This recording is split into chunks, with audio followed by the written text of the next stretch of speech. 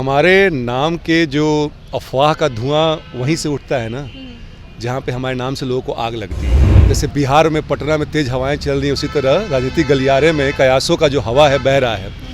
लेकिन मुझे उन लोगों को निराश करते हुए थोड़ा बुरा लग रहा है कि ऐसा कुछ भी नहीं होने वाला है। अगर चिराग पासवान तेजस्वी यादव के साथ में आ जाते हैं तो मतलब अच्छी खासी सीट ये दोनों अकेले अपने दम पर ला सकते हैं और बीजेपी को मतलब मात भी दे सकते हैं। प्रभावशाली और बहुत ही पॉपुलर नेता हैं। मैं तेजस्वी यादव जी के बारे में ऐसा कुछ नहीं कह सकता हूँ। नमस्कार, बहुत बहुत स्वागत है आपका बिहार टाइम्स डिजिटल में। मैं आपके साथ रूपम।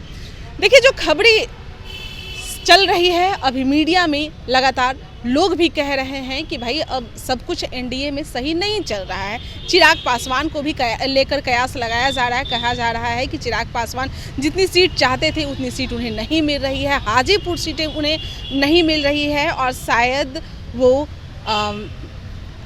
तेजस्वी यादव के साथ भी वो आ सकते हैं। तेजस्वी यादव की लगातार बातें उनसे हो रही है। आज इसी बाबत हम बात करेंगे। डॉक्टर प्रोफेसर विनीत सिंह हमारे साथ जुड़े हुए हैं, जो कि लोजपा रामविलास पासवान की पार्टी के प्रवक्ता भी हैं।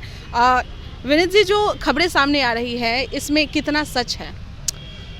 देखिए, हमारे नाम के जो अफवाह का धुआं वहीं से उठता है ना, जहाँ पे हमारे नाम से लोगों को आग लगती है। अच्छा। एनडीए बिल्कुल मजबूती से एक दूसरे का हाथ पकड़ के खड़ा है। जैसे बिहार में पटना में तेज हवाएं चल रही हैं, उसी तरह राजनीतिक गलियारे में कयासों का जो हवा है बह रहा है। लेकिन मुझे उन लोगों को निराश करते हुए थोड़ा बुरा लग रहा है कि ऐसा कुछ भी नहीं होने वाला है। चिराग पासवान जी एनडीए के मजबूत स्तंभ है बिहार में।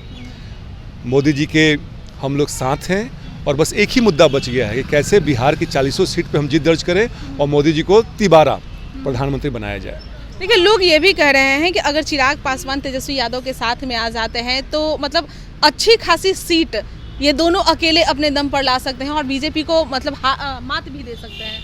देखिए, ये बात तो मुझे नहीं लगता है कि इस बात का कोई भी बेस है। हालांकि चिराग पासवान जी एक बहुत ही प्रभावशाली और बहुत ही पॉपुलर नेता हैं। मैं तेजस्वी यादव जी के बारे में ऐसा कुछ नहीं कह सकता हूँ, क्योंकि पार्टी जाने। लेकिन जिस बात का कोई भी आधार नहीं है, उस बात पे कमेंट करना मुझे ही लगता है कि उचित होगा। हम लोग एनडीए के साथ हैं, तेजस्वी जी अपना महागठबंधन के साथ हैं और हम दोनों जहां हैं खुश हैं। विनीत सिंह जी, ये बताइए कि अगर बीजेपी आप लोगों को जो छः सीटें आप लोग मांग रहे हैं वो अगर नहीं देती है, तब आप क्या करेंगे?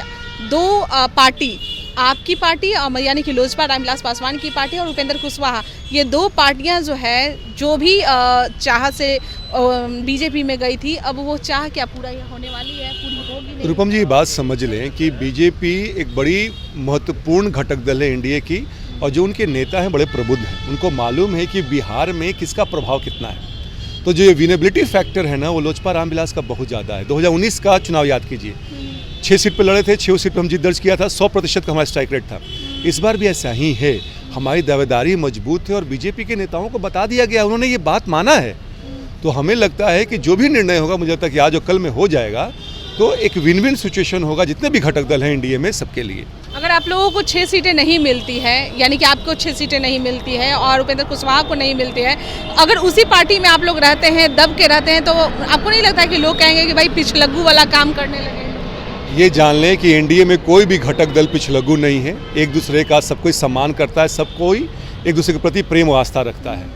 जहाँ तक बात आपने कही है कि सीट मिले या ना मिले, फिर से मैं कहूँगा कि एक कयास है और कयासों पर टिप्पणी नहीं की जाती है। होने के लिए बहुत कुछ होता है विनीत जी। बिल्कुल सही कहा, लेकिन जीवन जो है खास करके राजनीति इफ और बट में नहीं चलती है। मोदी के हनुमान बने के रहेंगे इसी पार्टी में? हमने कहा कि एनडीए के बहुत महत्वपूर्ण घटक दल हैं और हम एनडीए के साथ हैं, मोदी जी का हाथ मजबूत कर रहे हैं। अच्छा, ये भी खबरें सामने आ रही है कि हाजीपुर सीट आपके हाथ से छिन गई, पशुपति पारस को मिल गया।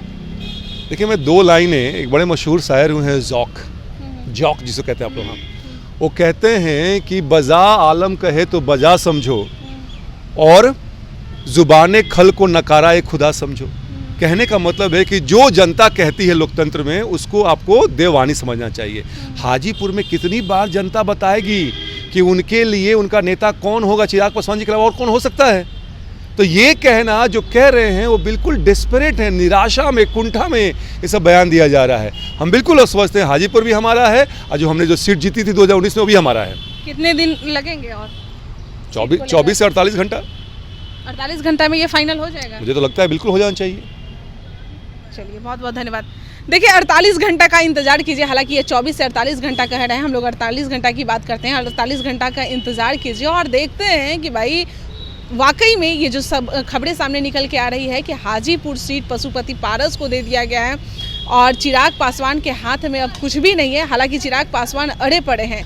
देखिए, इंतजार करते हैं और ये भी कयास लगाए जा रहे हैं कि लगातार टच में है चिराग पासवान तेजस्वी यादव के। चलिए देखते हैं कौन कहाँ जाता है 48 घंटे के बाद। बने रहे।